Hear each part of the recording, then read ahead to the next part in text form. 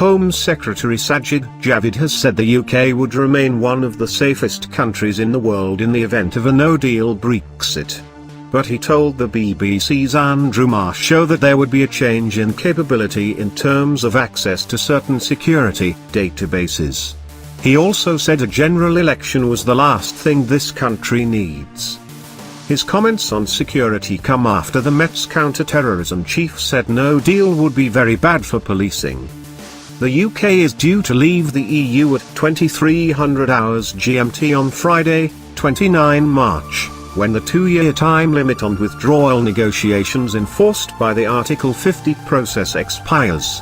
Prime Minister Theresa May has said she is determined to deliver Brexit on time, ahead of talks on the Irish backstop.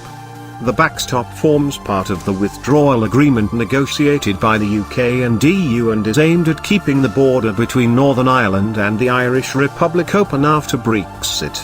But Irish Prime Minister Leo Varadkar told RTE Radio that it was very frustrating the UK government seemed to be considering alternative arrangements that had already been rejected. Meanwhile, Nissan has confirmed that the new X-Trail originally planned for its Sunderland plant will instead be made in Japan, saying continued Brexit uncertainty is not helping firms like it to plan for the future. Mr. Javid said he wants to leave with the deal on 29 March, but it makes sense to plan for all contingencies. That of course includes no-deal planning.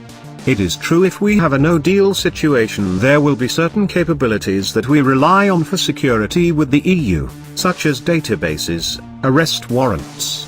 That will change, he said. There are capabilities we would want to keep, but they require cooperation with the EU and I have to plan on the basis that in a no-deal scenario the EU will no longer allow us to access those capabilities.